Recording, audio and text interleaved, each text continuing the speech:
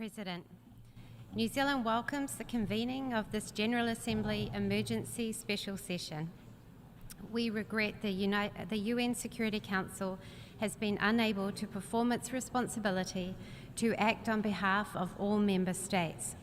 Therefore, it is incumbent upon us all as members of the General Assembly to exercise our collective political responsibility under the UN Charter to address matters of international peace and security. President, even as this meeting convenes, the conflict in Israel and Palestine escalates. The humanitarian crisis worsens and civilian lives continue to be needlessly lost. It is intolerable to see civilians, many of whom are children and infants, continue to suffer disproportionately as innocent victims of this conflict. As I said in the Security Council a few days ago, New Zealand condemns absolutely Hamas's terrorist attacks on Israel. We are appalled by their brutality, their targeting of civilians, and the taking of hostages. These are clear violations of international law. We call for the immediate and unconditional release of all hostages.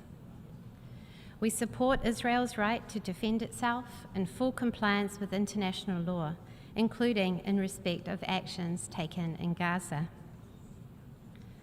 Ultimately, though, no military solution will bring about a just and lasting peace for Israelis and Palestinians.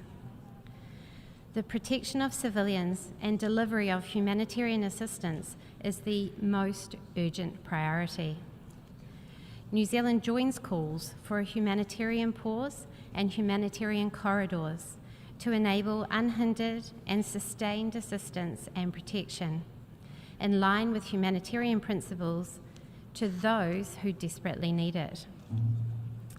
We recognise the bravery of humanitarian workers who are working tirelessly in extraordinarily difficult circumstances to provide such needed assistance. We are deeply saddened that so many have been killed in the line of duty since the despicable events of 7 October.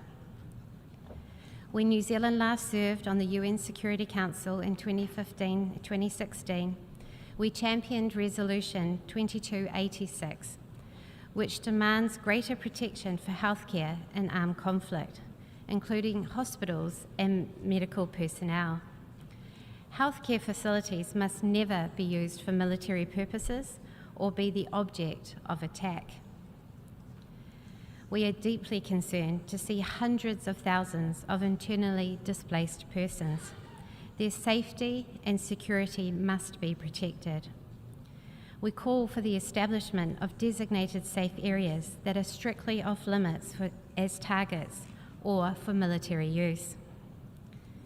We expect Israel and Hamas to act in accordance with international humanitarian law, which imposes obligations upon all parties engaged in armed conflict. The Palestinian people must not suffer for the atrocities of Hamas, even as Hamas exploits those same civilians as human shields. Israel also has an obligation under international humanitarian law, particularly the 4th Geneva Convention, to provide basic needs for civilians in Gaza, including food, water, energy and shelter, and to facilitate humanitarian aid. New Zealand urges all parties, including Israel and Egypt, to continue to facilitate access for the delivery of urgent humanitarian assistance to civilians in Gaza. As the Under-Secretary General for Humanitarian Affairs and Emergency Relief Coordinator has observed, seeing more aid and supplies entering Gaza is another glimmer of hope for the millions of people in dire need of humanitarian aid. At the same time, they need more, much more. For our part, New Zealand is supporting humanitarian appeals for populations in Gaza, the West Bank and Israel. We stand ready to increase our support in the coming weeks. This is not a time for political posturing or for using this conflict to advance any cause except bringing peace and security to Israel, Gaza, and the wider region. It is a time for de-escalation. Finally, New Zealand remains committed to a two-state solution which envisions an independent state of Palestine, living in peace and security alongside the State of Israel. A new political horizon is essential. We call on the international community to take urgent action to advance the Middle East peace process. Without it, the armed conflict may eventually cease, but there will be no winners. We will never be free from the violence, the loss of innocent lives, the anti-Semitism, the Islamophobia that has erupted in Israel, the occupied Palestinian territories, and around the world since 7 October. As the Secretary-General has said, we cannot lose sight of the only realistic foundation for a true peace and stability, a two-state solution. Thank you. This has been the Nod News Network.